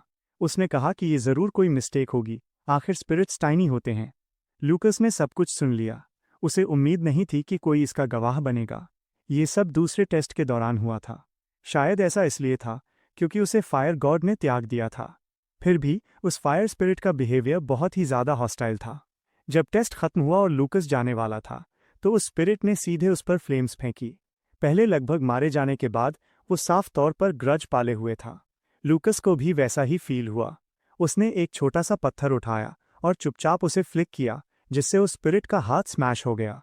उसे फायर गॉड का एक मामूली सर्वेंट अपने आसपास इतना एरोगेंट बिहेव करता हुआ पसंद नहीं आया। प्रेजेंट टाइम में वापस आते हुए उसने जूलिया का हाथ पकड़ा और उसे फाइनल टेस्ट की ओर ले गया। उसने पूछा कि क्या उसे कॉन्फिडेंस है कि वो फिर से फर्स्ट प्लेस ला सकती है। Magic destruction power test site पर मेटल डमीज हर जगह रखी हुई थीं। जैसे ही वो एंटर हुए उन्होंने एक स्टूडेंट को कंप्लेन करते सुना कि उस जीनियस लड़की ने फर्स्ट प्लेस ले लिया है। उसने कहा कि वो अपनी फ्रस्ट्रेशन डमी पर निकालेगा। दूसरे वंडर कर रहे थे कि क्या जीनियस लड़की सच में इनमें से एक को ब्रेक कर पाएगी। किसी ने आर्ग्यू किया कि ये इम्पॉसिबल है। वो डमीज एक स्पेशल मेटल से बने थे जिसे डिफेंसिव मैजिक से रीइंफोर्स किया गया था। वो कर्स रैंक से नीचे के किसी भी अटैक को आराम से झेल सकते थे। किसी को यकीन ही नहीं था कि उसकी उम्र की कोई लड़की कर्स रैंक अटैक कर भी सकती है। लूकस ने डमी को अच्छे से स्टडी किया और नोटिस किया कि वो कितना सॉलिड दिख रहा था। उसने सोचा कि ये उसके लेवल 6 स्किल्स को टेस्ट करने का परफेक्ट मौका है। ऊपर से इतने एक्सपेंसिव इक्विपमेंट इस्तेमाल करने को मिल रहे थे तो उसे लगा कि स्कूल आना इतना भी बुरा आइडिया नहीं था। अचानक उन्हें किसी के चिल्लाने की आवाज़ आई जो लोगों को शव करने से मना कर रही थी। एक औरत चिल्ला रही थी कि सब लाइन में लग जाएं। वो लंबी काली आंखों वाली एक औरत पर भड़क रही थी। उसने कहा कि जिनके पास टैलेंट नहीं है वो पीछे चले जाएं। उसने उसे यूजलेस बोला और वहां से गेट लॉस्ट होने का ऑर्डर दिया। उस लंबी काली बालों वाली औरत ने धीरे से मुड़कर उसे देखा और अपनी आंखों से एक टेक्निक एक्टिवेट की। चिल्लाने वाली औरत को अपने सीने में अचानक भारीपन महसूस हुआ, जैसे उसका दिल कोई बुरी तरह निचोड़ रहा हो। फिर वो काली बालों वाली औरत बड़े कामली उसके पास से गुजरी, उसे एक कोल्ड स्टेयर दिया और स्कॉफ किया। वो सीधे जूलिया की तरफ बढ़ी। उसने नीचे देखा और पूछा कि क्या वही है जिसने कंपैटिबिलिटी में 9.6 स्कोर किया है। उसकी प्रेजेंस बहुत ज़्यादा ओवरवेलमिंग थी। जूलिया बेचारी डर गई और अपने भाई के पीछे छिप गई। उसने उसकी स्लीव खींची और धीरे से फुसफुसाया कि वो औरत बहुत स्कैरी है। लूकस ने पूछा कि वो आखिर है कौन। उसने खुद को आयोवा मिरांडा बताया, ड्यूक मिरांडा की पोती। मिरांडा फैमिली नॉर्दर्न एम्पायर की 3 सबसे बड़ी फैमिलीज में से एक थी, एक ऐसा क्लैन जिसने कभी एक लेजेंडरी मेज पैदा किया था। लूकस की माँ कैथरीन भी मिरांडा फैमिली से ही थीं। इसका मतलब साफ था कि वो लड़की उसके मामा सायन मिरांडा की बेटी थी। लूकस ने पूछा कि अब उसकी उम्र क्या है। उसने कहा कि वो 15 साल की है और उसे घूरने लगी। उसने बड़े चिल होकर कहा कि उसे घूरना बंद करो क्योंकि वो कजिन्स हैं। इससे वो और भी ज़्यादा चिढ़ गई। उसने कभी अपने ऐसे किसी कजिन के बारे में सुना भी नहीं था और उसे लगा कि वो उसका मजाक उड़ा रहा है। इसलिए उसने सबके सामने उसे ह्यूमिलिएट करने का फैसला कर लिया। उसकी आंखों में एक स्टार शेप्ड लाइट आई और उसने उन दोनों को टारगेट किया, एक टेलीपैथिक कमांड भेजते हुए कि वो अपने कपड़े उतारें और खुद का तमाशा बनाएं। लूकस तो बस मुस्कुरा दिया। जूलिया ने भी कोई रिएक्ट नहीं किया। उनके लिए वो बस एक गुस्सैल काली बिल्ली से ज़्यादा कुछ नहीं लग रही थी। लूकस हंसा और उसे डांटा कि वो एक ऐसे रिलेटिव पर मेंटल मैजिक इस्तेमाल कर रही है जिससे वो अभी अभी मिली है। उसे हैरानी हुई कि मिरांडा फैमिली आखिर अपने बच्चों को कैसी एजुकेशन दे रही है। वो लड़की एकदम सन्न रह गई। उसका स्पेल बिल्कुल भी काम नहीं किया था, जबकि वो उसका सबसे स्ट्रॉन्ग मैजिक था। लूकस के दिमाग में तो ये बात एक मजाक जैसी थी कि उसने सोचा कि इतनी फ्लिम्जी मेंटल मैजिक एक ऐसे मार्शल आर्टिस्ट को कंट्रोल कर लेगी जिसकी विल एकदम अनशेकेबल हो। तभी इंस्ट्रक्टर ने लूकस को आवाज़ दी कि वो रेडी हो जाए। अब उसकी बारी थी। जाने से पहले ईवा जूलिया पर चिल्लाई। उसने उसे वार्न किया कि वो ज़्यादा हवा में न उड़े, क्योंकि इस टेस्ट में फर्स्ट प्लेस तो वही लाएगी। लूकस ने स्कोरबोर्ड चेक किया। ईवा सेकंड रैंक पर थी, जबकि जूलिया फर्स्ट प्लेस पर। वो साफ तौर पर वॉर डिक्लेयर कर रही थी। अपनी पीसफुल लाइफ की खातिर वो किसी को भी जूलिया की जगह नहीं छीनने देने वाला था। उसने बड़े आराम से जूलिया को एक कैंडी दी। उसने बिना कुछ पूछे ही उसे खुशी खुशी खा लिया। पर जैसे ही उसने उसे टेस्ट किया, उसकी जान ही निकल गई। उसे एहसास हुआ कि वो कैंडी नहीं बल्कि एक बहुत ही कड़वी मेडिसिन है और उसने उस पर झूठ बोलने का इल्ज़ाम लगाया। उसने माफ़ी मांगी और समझाया कि ये रेयर इंग्रेडिएंट्स से बनी एक स्पेशल मैजिक पोशन है। उसे इसका असर जल्दी ही फील होगा। फिर लूकस को अंदर बुलाया गया। उसने वादा किया कि अगली बार वो टेस्ट थोड़ा इम्प्रूव कर देगा और फिर वहां से चला गया। जूलिया पीछे से रोते हुए चिल्लाई कि उसने पहले भी ऐसा कहा था और अब वो उस पर ट्रस्ट नहीं करती। लूकस अरीना में पहुंचा और इंस्ट्रक्टर और उस मेटल डमी की तरफ बढ़ा। उसे डमी पर अपनी पूरी पावर के साथ अटैक करने को कहा गया ताकि उसकी डिस्ट्रक्टिव एबिलिटी को इवैल्यूएट करके फाइनल ग्रेड दिया जा सके। जब उसे बिगिन करने को कहा गया तो उसने बड़े कामली कहा कि भाई मैं मैजिक इस्तेमाल नहीं कर सकता। इंस्ट्रक्टर थोड़ा कंफ्यूज्ड दिखा। लूकस मुस्कुराया और पूछा कि क्या वो सिर्फ उसे पंच कर सकता है। बाकी स्टूडेंट्स लूकस पर हंसने लगे कि ये बंदा डिस्ट्रक्शन टेस्ट सिर्फ एक पंच मारकर दे रहा है। उन्हें ये बहुत बारबैरिक लगा, पर इसमें कोई हैरानी वाली बात नहीं थी क्योंकि उन्हें लगता था कि सारे मार्शल आर्टिस्ट्स बस बिना दिमाग के ब्रूट्स होते हैं। उन्हें लगा कि इसका हाथ पक्का टूटने वाला है। तभी जूलिया ने उन्हें एक शार्प ग्लेयर दिया। उनकी आवाज़ें तुरंत बंद हो गईं। वो भूल गए थे कि वो जीनियस बहन वहीं खड़ी है। उसने मुंह बना लिया। अगर उसके भाई ने उसे स्कूल में तमीज़ से रहने को नहीं कहा होता तो वो खुद उनकी क्लास लगा देती। ईवा ने पूछा कि क्या जूलिया का भाई सच में मैजिक इस्तेमाल नहीं कर सकता। उसका मेंटल मैजिक उस पर ज़रा भी काम नहीं किया था, इसलिए उसे यकीन करना मुश्किल लग रहा था कि वो पूरी तरह मैजिकलेस है। जूलिया ने जवाब दिया कि उसका भाई पक्का मैजिक इस्तेमाल नहीं कर सकता, लेकिन फिर भी वो एक अमेजिंग इंसान है। दुनिया में किसी को भी उसका मजाक उड़ाने का कोई हक नहीं है। ईवा को लगा कि एक मार्शल आर्टिस्ट की ताकत की भी कोई लिमिट होती होगी। उसे शक हुआ कि जूलिया को उसका भाई बस बेवकूफ़ बना रहा है। अचानक अरीना में एक जोरदार धमाका हुआ। वो एकदम चौंक गई। सब लोग जम गए, ये सोचकर कि आखिर अभी हुआ क्या। दरअसल 2 मिनट पहले लूकस ने पूछा था कि क्या एक सिंगल हिट काफ़ी रहेगा। इंस्ट्रक्टर ने कहा था कि उन्हें फर्क नहीं पड़ता कि वो कैसे अटैक करता है। लूकस ने नॉड किया और खुद को प्रिपेयर किया। मार्शल आर्ट स्किल्स हर 3 लेवल्स पर एकदम एक्सपोनेंशियली बढ़ जाती हैं। उसकी सबसे स्ट्रॉन्ग स्किल फ्लैश को लेवल 3 पर एक बहुत बड़ा स्पीड बूस्ट मिला था। अब जब ये लेवल 6 पर थी तो उसे उम्मीद थी कि इसकी पावर बिल्कुल अलग ही लेवल पर होगी। उसने अपना पैर जमाया और आगे की ओर चार्ज किया। उसके मुक्के के चारों ओर पावर सर्ज होने लगी। उसने सीधे मेटल डमी के सिर को एम किया। इम्पैक्ट होते ही डमी हवा में उड़ गया। वो जमीन पर घिसटते हुए बहुत दूर जाकर रुका। उसने सच में एक इनक्रेडिबल डिस्टेंस तय की थी। जब धूल कम हुई तो देखा गया कि उसके सीने के आर पार एक बहुत बड़ा छेद हो गया था, और ये सब सिर्फ एक सिंगल पंच का कमाल था। ईवा को अपने सीने में एक जकड़न महसूस हुई। वो बुदबुदाई कि इसकी speed high level wind magic को टक्कर दे रही है। तभी डमी गोल्ड चमकने लगा, जिसका मतलब था कि अटैक कर्स रैंक पावर तक पहुंच गया था। जो स्टूडेंट्स पहले उसका मजाक उड़ा रहे थे वो बिल्कुल स्टन्ड रह गए। उन्होंने मान लिया था कि वो बस एक और यूजलेस मार्शल आर्टिस्ट है। ईवा को एहसास हुआ कि शायद वो अकेली है जिसने लूकस की असली स्ट्रेंथ को नोटिस किया है। उसकी हरकतों से वो बता सकती थी कि वो जानबूझकर अपनी ताकत छिपा रहा था। इस बात ने उसे थोड़ा अनईजी कर दिया। इंस्ट्रक्टर ने लूकस से कहा कि भाई तू तो बहुत लकी है। 10 साल से भी ज्यादा समय में यह पहली बार था जब कोई डमी पूरी तरह डिस्ट्रॉय हुआ था। उसने उसे परफेक्ट स्कोर दिया। लूकस ने उन्हें थैंक यू कहा और पूछा कि क्या उसे गिरे हुए डमी को साफ करने में मदद करनी चाहिए। इंस्ट्रक्टर ने मना कर दिया और कहा कि वो बहुत भारी है और वो उसे मैजिक से हटा देगा। लूकस ने कैमरा की तरफ पीस साइन दिया। उसने 0 स्कोर से खुद को बचा लिया था और अपनी असली ताकत भी सक्सेसफुली छिपा ली थी। ये सब इसलिए हो पाया क्योंकि सब उसे अंडर एस्टिमेट कर रहे थे। जैसे जैसे एग्जाम्स कंटिन्यू हुए, कम ही स्टूडेंट्स ने लूकस की डिस्ट्रक्टिव पावर पर ध्यान दिया, लेकिन हर कोई जूलिया के असली टैलेंट का दीवाना हो गया। उसने दूसरे स्टूडेंट के बगल में अपना स्पेल कास्ट किया, जिससे वो बेचारा डर गया। उसकी स्टाफ के चारों ओर बिजली कड़कने लगी। जमीन पर एक विशाल मैजिक सर्कल फैल गया और उसने बिजली को नीचे गिरने का कमांड दिया। एक जोरदार बिजली का झटका लगा। उन्होंने तुरंत उस रेड लाइटनिंग को पहचान लिया। ताकत के मामले में ये सिर्फ गोल्डन लाइटनिंग से पीछे थी। अब वो समझ गए कि आखिर लाइटनिंग मैजिक को सबसे स्ट्रॉन्ग ऑफेंसिव एलिमेंट क्यों माना जाता है। ऑनर स्टूडेंट की ये पावर देखकर स्टूडेंट्स एकदम दंग रह गए। कई लोगों ने मन ही मन कसम खाई कि ग्रेजुएशन तक वो भी उसके लेवल तक पहुंचेंगे। पर उन्होंने नोटिस किया कि जूलिया बस वहीं बैठी रह गई थी। उन्हें लगा कि शायद उसकी खुद की बिजली ने उसे इतना जोरदार झटका दिया है कि वो खड़ी भी नहीं हो पा रही। खुद जूलिया भी हैरान थी। इंस्ट्रक्टर ने उसका स्कोर 9.5 पॉइंट्स अनाउंस किया और अगले स्टूडेंट को बुलाया। फिर एग्जाम के बाद जूलिया ने अपने भाई को बताया कि उसने लाइटनिंग डिसेंस इस्तेमाल किया था और अचानक कहीं से एक रेड लाइटनिंग बोल्ट आ गिरा। इससे वह बुरी तरह डर गई थी।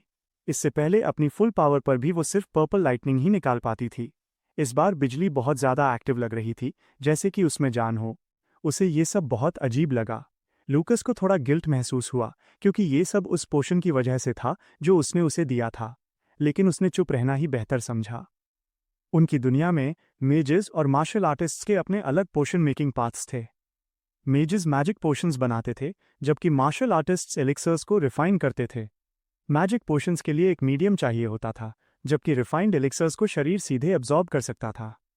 पुराने ज़माने में बहुत तरह के एलिक्सर्स हुआ करते थे, लेकिन जैसे जैसे मार्शल आर्ट्स डिक्लाइन हुआ, एलिक्सर रिफाइनिंग बहुत मुश्किल काम बन गया। आज के ज़माने में बहुत ही कम मार्शल आर्टिस्ट्स मेज एसेंस एलिक्सर बना सकते थे जिसने जूलिया की पावर को बूस्ट किया था। ऐसा इसलिए था क्योंकि एलिक्सर रिफाइनिंग के लिए लेवल 6 तक पहुंचना ज़रूरी था। फिलहाल लूकस के अलावा दुनिया में सिर्फ एक और इंसान था जो इसे बना सकता था। वो था इकलौता level 6 martial artist duke Retsuzan, जो imperial ministry of martial arts का मिनिस्टर था। अफवाहें थीं कि बड़े बड़े मेजेस भी उसके सामने झुकते थे, सिर्फ उसके एलिक्सर्स के लिए। अगर किसी को पता चल गया कि लूकस इतनी कीमती चीज़ बना सकता है, तो ये उसके लिए बहुत बड़ी मुसीबत बन जाएगी। उसे इसे एक एब्सोल्यूट सीक्रेट रखना था। आखिरकार उसकी एलिक्सर रिफाइनिंग पहले से ही लेवल 6 पर थी। उसी दिन बाद में वो एक बेंच पर साथ बैठे थे। जूलिया ने पूछा कि क्या ये सब आखिरकार ख़त्म हो गया है। लूकस ने कहा कि बस थोड़ी देर और। एक बार क्लास असाइनमेंट्स पोस्ट हो जाए, फिर वो डॉर्म्स जाकर रेस्ट कर सकते हैं। तभी मीना ने उन्हें आवाज़ दी। लूकस ने पूछा कि वो यहाँ क्या कर रही है। उसने बताया कि वो क्लास असाइनमेंट्स पोस्ट करने की इंचार्ज है। उसने उन्हें बताया कि जूलिया एलीट क्लास में फर्स्ट प्लेस पर आई है, जबकि लूकस मार्शल आर्ट्स डिपार्टमेंट में फर्स्ट आया है। उसने दोनों को कंग्रेचुलेट किया। जूलिया ये सुनकर बहुत खुश हुई कि वो एलीट क्लास में फर्स्ट आई है। वो बहुत थ्रिल्ड थी कि उसने ये कर दिखाया। लूकस ने उसकी तारीफ की और कहा कि वो सच में अमेजिंग है और अब से वो उसी के भरोसे रहेगा। मीना ने पूछा कि जूलिया अगले साल कौन सा डिपार्टमेंट ज्वाइन करना चाहती है। वहाँ 5 स्पेशल डिपार्टमेंट्स थे: अर्थ, फायर, विंड, वाटर और स्पेशल डिपार्टमेंट। एनरोलमेंट के 1 साल बाद सभी स्टूडेंट्स का टेस्ट होगा और उन्हें ऑफिशियली असाइन किया जाएगा। जूलिया ने एक पल के लिए सोचा। अपनी एट्रीब्यूट्स और विंड गॉड के ब्लेसिंग के हिसाब से उसने विंड डिपार्टमेंट चुना। मीना की आंखें चमक उठीं। उसने खुशी खुशी जूलिया से कहा कि वो वहाँ उसका इंतज़ार करेगी। लूकस ने नोटिस किया कि मीना अभी से कितनी एक्टिवली टैलेंटेड स्टूडेंट्स को स्काउट कर रही है। फिर मीना ने जूलिया को गर्ल्स डॉर्मेट्री तक छोड़ने का ऑफर दिया। जूलिया ने अपने भाई को बाय कहा। लूकस ने मीना से अपनी बहन का ख्याल रखने को कहा। उसके बाद वो मार्शल आर्ट्स डिपार्टमेंट की ओर बढ़ गया। रिजल्ट्स बोर्ड के पास स्टूडेंट्स की भारी भीड़ थी। जैसा कि उम्मीद थी, जूलिया का नाम सबसे ऊपर था। किसी ने बुदबुदाते हुए कहा कि इस साल के बाकी सारे फ्रेशमैन तो बस प्रॉप्स की तरह थे, जिनका काम उस जीनियस को और भी बेहतर दिखाना था। क्योंकि जूलिया फर्स्ट आई थी, इसलिए आयोवा हार गई। उसने अपनी मुट्ठियां भींच लीं और खुद से प्रॉमिस किया कि एक दिन वो खुद फर्स्ट प्लेस हासिल करेगी। वो लूकस और जूलिया को ये सब साबित करना चाहती थी। अब वापस हमारे एमसी पर आते हैं। लूकस थोड़ा उदास लग रहा था। उसे पता था कि मार्शल आर्ट्स डिपार्टमेंट कोई टॉप प्रायोरिटी नहीं है, लेकिन डॉम इतना टूटा फूटा था कि उसे शक हुआ कि क्या वाकई वहाँ कोई रहता भी है। ऐसा लग रहा था कि वो किसी भी पल गिर सकता है, पर इसका एक पॉजिटिव साइड भी था। ऐसी जगह काफ़ी शांत होगी। ये उस पीसफुल स्कूल लाइफ के लिए परफेक्ट थी जो वो चाहता था। लेकिन जैसे ही उसने अंदर कदम रखा, एक सुपर एनर्जेटिक सिल्वर हेड लड़के ने उसका बड़े ही जोश के साथ स्वागत किया। वो पहले से ही लूकस को जानता था, वही लड़का जिसने मार्शल आर्ट्स डिपार्टमेंट में फर्स्ट प्लेस हासिल किया था। उसने अपना इंट्रोडक्शन काई टैरॉय के नाम से दिया, जो उसी डिपार्टमेंट का एक फेलो स्टूडेंट था। उसने एक चमकती हुई कॉन्फिडेंट स्माइल दी और कहा कि उससे मिलकर बहुत अच्छा लगा। लूकस ने कोई खास रिस्पॉन्स नहीं दिया और बस उसके पास से निकल गया। वो सीधा रजिस्ट्रेशन टेबल की तरफ बढ़ा। कई उसके पीछे पीछे आ गया और बड़े एक्साइटेड होकर बताने लगा कि डमी को पंच मारकर हवा में उड़ा देना वाकई अमेजिंग था। लूकस ने बहुत ही शांति से जवाब दिया कि उसकी बस किस्मत अच्छी थी। इंस्ट्रक्टर ने लूकस को बताया कि उसका रूम 2nd फ्लोर पर है और उसे रूम 205 की थमा दी। कई ने उस चाबी पर नज़र डाली और फौरन बोला कि वो दोनों रूममेट्स हैं। जब लूकस ने हॉलवे देखा तो उसके मुंह से आह निकल गई। वो बहुत ही पुराना और गंदा था। कई उसे रूम 205 तक ले गया। जैसे ही उन्होंने दरवाज़ा खोला, वहाँ 2 लोग पहले से ही मौजूद थे। कई तो हैरानी में जैसे जम ही गया। उन दोनों ने अपना इंट्रोडक्शन दिया। ग्रीन हेड वाले का नाम कॉलिंस था और ब्लॉन्ड वाले का नाम शार्प था। अब से वो सभी रूममेट्स होने वाले थे। कई काफ़ी परेशान दिख रहा था। वो रूम सच में बहुत ज़्यादा गंदा था। उसने अपनी नाक ढकी और ज़ोर ज़ोर से शिकायत करने लगा कि ये जगह तो किसी पिक्सटी से भी बदतर है। जैसे ही उसने एक मकड़ी देखी, वो चीख पड़ा और पीछे हट गया। उसने लूकस से पूछा कि क्या वो सच में ऐसी जगह रहने का प्लान बना रहा है। अपने मन में लूकस ने नोट किया कि कई एक जर्म ऑब्सेस्ड प्रिटी बॉय है। तभी कई ने अचानक एक गोल्ड कॉइन निकाला जिसने कॉलिंस और शार्प का ध्यान अपनी ओर खींच लिया। उसने ऑफर दिया कि जो कोई भी कमरे को साफ करेगा वो उसे ये कॉइन दे देगा। वो दोनों उसे बड़ी हैरानी से देखने लगे। वो एक अकेला कॉइन 1 महीने की सैलरी से भी ज्यादा कीमती था। लूकस को कोई हैरानी नहीं हुई क्योंकि कई साफ तौर पर इंपीरियल कैपिटल की 3 ग्रेट नोबल फैमिलीज में से एक का वारिस था। कॉलिंस और शार्प तुरंत सफाई के काम में जुट गए। फिर भी लूकस ये सोचे बिना नहीं रह सका कि किसी ने उसे पहले वार्निंग नहीं दी थी कि उसे ऐसे डंप में रहना पड़ेगा। कई ने उसे दिलासा देने की कोशिश की और कहा कि चूंकि ये फेमस एलन मैजिक एकेडमी है इसलिए रहने के हालात वक्त के साथ जरूर सुधरेंगे। लूकस ने बस अपना सिर हिलाया और उस पर भरोसा करने की कोशिश की। कई बड़बड़ाया कि ये जगह उसे किसी जेल सेल जैसी लग रही है। तभी एक और मकड़ी बाहर निकली और कई तुरंत लुकास के पीछे छिप गया। लूकस ने उसे चेतावनी दी कि अगर वो ऐसे ही बोलता रहा तो स्टूडेंट काउंसिल उसे उठाकर ले जा सकती है। आखिरकार सफाई पूरी हो गई। कई ने कॉलिंस और शार्प की मेहनत की बहुत तारीफ की। रूम सिंपल था लेकिन अब एकदम स्पॉटलेस यानी चकाचक था। कई ने सबको रिवॉर्ड्स बांटे। उसने अनाउंस किया कि अब से रूममेट्स होने के नाते वो उनकी रक्षा करेगा। उन सभी को एक एक गोल्ड कॉइन मिला, यहाँ तक कि लूकस को भी। लूकस हल्का सा मुस्कुराया। कई की थोड़ी एरोगेंट पर्सनालिटी होने के बावजूद वो उसे नापसंद नहीं कर पा रहा था। वो काफी दिलदार था, बिल्कुल आर्कनिस्ट कॉन्टिनेंट के बेन ज़ार्टन जैसा। तभी डॉम सुपरवाइजर आया और उन्हें उनकी यूनिफॉर्म्स दी। मेन हॉल में एंट्रेंस सेरेमनी शुरू होने वाली थी, इसलिए उन्हें जल्दी से कपड़े बदलकर वहां पहुंचने के लिए कहा गया। कई जोर से चिल्लाया कि ऐसी यूनिफॉर्म पहनना उसे किसी होमलेस बम जैसा दिखाएगा, पर मन ही मन कॉलिंस और शार्प को लगा कि वो उतनी भी बुरी नहीं थीं। लूकस ने कई को समझाया कि सेरेमनी के दौरान सब कुछ एक्सप्लेन कर दिया जाएगा। उसने ये भी सुना था कि एकेडमी एक रिवॉर्ड बेस्ड सिस्टम का इस्तेमाल करती है। अगर स्टूडेंट्स काफ़ी मेरिट हासिल कर लेते हैं तो वो बेहतर ट्रीटमेंट की डिमांड कर सकते हैं, यहाँ तक कि इम्प्रूव्ड यूनिफॉर्म्स की भी। कई को मनाने के लिए ये बात काफ़ी थी। उसने सबको जल्दी हॉल चलने को कहा। लूकस ने मन में सोचा कि ये बंदा कितना भोला यानी गलेबल है। हॉल में वो अपनी वही पुरानी यूनिफॉर्म्स पहनकर दाखिल हुए। लूकस ने पूरे कमरे को स्कैन किया और एक चीज़ ने उसका ध्यान खींचा। हॉल पहले से ही स्टूडेंट से खचाखच भरा हुआ था। कॉलिंस ने कमेंट किया कि ये कितना ग्रैंड और सुंदर लग रहा है। कई ने ताना मारा कि ये उसके अपने घर के सामने कुछ भी नहीं है। लूकस ने उसे देख लिया। एलीट क्लास की यूनिफॉर्म्स तो बिल्कुल अलग ही लेवल पर थीं। मार्शल आर्ट्स डिपार्टमेंट की सीटें बिल्कुल पीछे की तरफ थीं। कई ने सजेस्ट किया कि अगर लुकास अपनी बहन को ही कहना चाहता है तो उसे अभी कर लेना चाहिए। लूकस ने मना कर दिया और कहा कि वो बस अपनी सीट लेना चाहता है। हालांकि अंदर ही अंदर उसे काफी गर्व महसूस हो रहा था। जूलिया पर वो एलीट यूनिफॉर्म बहुत सूट कर रही थी। उनकी सीटों तक की दूरी बहुत ज्यादा थी, जिससे कई फिर से बड़बड़ाने लगा कि मार्शल आर्ट्स डिपार्टमेंट के साथ साफ तौर पर डिस्क्रिमिनेशन यानी भेदभाव किया जा रहा है। वो अपनी जगह पर बैठ गए। लूकस ने अपने सामने बैठी एक औरत को नोटिस किया। अचानक लैंप की लौ बीच में इकट्ठा हुई और एक फ्लावर बड की शेप ले ली। एक आदमी ने उस आग को खिलते हुए फ्लेम फ्लावर में बदल दिया और उसे अपने हाथ में पकड़ लिया। ये लेवल 6 का फायर मोल्ड था। उस आग की कली में से एक फिगर बाहर निकला। उसने अनाउंस किया कि स्टूडेंट्स को सम्मानित महसूस करना चाहिए क्योंकि आज वो खुद स्टूडेंट काउंसिल प्रेसिडेंट और एक फ्यूचर ग्रेट मेज एकेडमी के पॉइंट सिस्टम का इंट्रोडक्शन देगा। उसका नाम थियोडोर फोलामेल था। लड़कियां फौरन उसकी फैन गर्लिंग करने लगीं। वो काफ़ी कूल लग रहा था और लड़कियों की एक्साइटमेंट तब और बढ़ गई जब उन्हें पता चला कि वो एक लेवल 6 मेज है। थियोडोर ने अपनी बात जारी रखी। एलन मैजिक एकेडमी में पॉइंट सिस्टम ही हर चीज़ की बुनियाद थी। Magic skills, rare books, tamed magic beasts, rare materials, यहाँ तक कि ग्रेट मास्टर्स से गाइडेंस भी, सब कुछ इसी से हासिल किया जा सकता था। पॉइंट्स कमाने के कई तरीके थे, लेकिन मजदूरी यानी लेबर का बहुत कम पैसा मिलता था, सिर्फ 1 से 5 पॉइंट्स। डिपार्टमेंटल इवेंट्स में हिस्सा लेकर पॉइंट्स कमाना कहीं ज़्यादा एफिशिएंट था।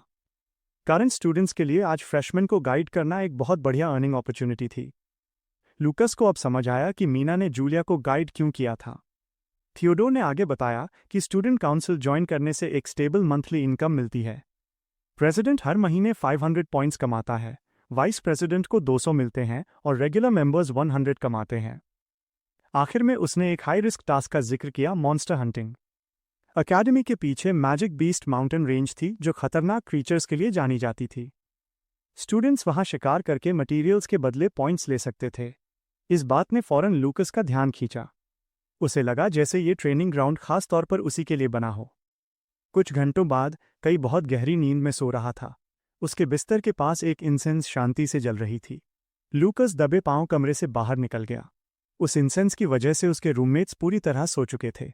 आखिरकार वो मैजिक बीस्ट माउंटेन रेंज की तरफ निकल पड़ा। मार्शल आर्ट्स डिपार्टमेंट की बिल्डिंग एकेडमी के सबसे पीछे थी, जिसका मतलब था कि पहाड़ दीवार के बिल्कुल उस पार थे। उसने दीवार फांदी, कई छतों को पार किया और जंगल में काफी अंदर चला गया। तभी पहला मॉन्स्टर उस पर झपटा। वो एक पर्पल मेंढक जैसा था, जिसके सिर पर एक सींग और पीठ पर स्पाइक्स थे। लूकस उसके ऊपर से कूद गया। मॉन्स्टर घबरा गया जब लूकस ने उसका सींग पकड़ लिया और उसे जमीन पर दे मारा, जिससे एक जोरदार धमाका हुआ। बस एक पल में वो मॉन्स्टर ढेर हो गया। वो बेचारा जीव वहां दयनीय हालत में पड़ा था। वो एक जायंट ब्लैक हॉर्न फ्रॉग था, जिसका सींग मैजिक पोशंस बनाने के काम आता था। लूकस ने उसे रख लिया क्योंकि इसके अच्छे खासे पॉइंट्स मिल सकते थे। उसने सुना था कि अकेडमी के आर्काइव्स में लेजेंडरी मार्शल आर्ट्स मैनुअल्स रखे हैं। अगर वो उस स्किल को पाना चाहता था जो मार्शल गॉड ने इस्तेमाल की थी, तो उसे ढेरों पॉइंट्स की जरूरत थी। समय कम था, इसलिए उसने अपनी आंखों में एक स्किल एक्टिवेट की और पास के मॉन्स्टर्स को ढूंढने लगा। उसने एक लेवल 1 शेल माउथ को एक ही हैंड चॉप से बेहोश कर दिया। फिर एक लेवल 2 टू आइड बैट आया और उसके बाद एक लेवल 3 मैजिक क्रेस्टेड पैंथर। पूरे जंगल में जैसे तहलका मच गया था। लूकस अपनी इस कमाई से खुश था। उसने काफी कीमती सामान इकट्ठा कर लिया था। पर तभी उसे कुछ अजीब लगा। जंगल अचानक बहुत ज्यादा शांत हो गया था। इसका मतलब साफ था, कोई बहुत ही ताकतवर मॉन्स्टर पास में ही था। उसने अपनी सेंसेस पर फोकस किया। उसे एक गुफा के अंदर से किसी खतरनाक और भूखी चीज की मौजूदगी महसूस हुई। लूकस मुस्कुराया। उसे खुशी थी कि उसने उसे ढूंढ लिया। वो लगभग 1 किलोमीटर दूर था और उस मॉन्स्टर ने भी लूकस को भांप लिया था। लूकस ने अपना सारा सामान गुफा के बाहर छोड़ा और अंदर कदम रखा। वहां उसका इंतजार कर रहा था एक लेवल 6 आइस फायर वुल्फ। उसे देखते ही लूकस को सब समझ आ गया कि इस इलाके में सन्नाटा क्यों था। डरने के बजाय हमारा हीरो मुस्कुराया और पूरे जोश के साथ अपनी मुट्ठी भींच ली। वो इस मुकाबले के लिए बेताब था। अचानक लूकस ने हमला बोल दिया। वुल्फ ने उसे रोकने के लिए अपनी आइसी ब्रेथ छोड़ी, जिससे लूकस की मुट्ठी पर बर्फ जम गई। वुल्फ को लगा कि वो जीत गया, लेकिन लूकस का पंच फिर भी सीधा उसके मुंह पर लगा। वुल्फ का शरीर गुफा के फर्श पर जा गिरी। लूकस ने मन में सोचा कि अगर उसने थोड़ी और प्रैक्टिस की होती तो वो उसकी टांग ही उड़ा देता। उसने अपनी मुट्ठी से बर्फ झाड़ी और उस बीस्ट को फिर से खड़े होने का इशारा किया। उसे मालूम था कि यह अभी खत्म नहीं हुआ है। आइस फायर वुल्फ ने खून की उल्टी की। उसके मुंह के अंदर आग जमा होने लगी। फिर उसने एक मैसिव ब्लास्ट छोड़ा। आग पूरी गुफा में फैल गई और सब कुछ फटने लगा। वुल्फ गुस्से में दहाड़ा, पर उसने नोटिस ही नहीं किया कि लूकस चुपके से उसके पीछे पहुंच गया है। और जब उसे एहसास हुआ, तब तक बहुत देर हो चुकी थी। लूकस ने अपनी मुट्ठी पीछे खींची, एक डेवस्टेटिंग पंच मारने के लिए तैयार। उसने आइस फायर वुल्फ के सीने पर जोरदार वार किया।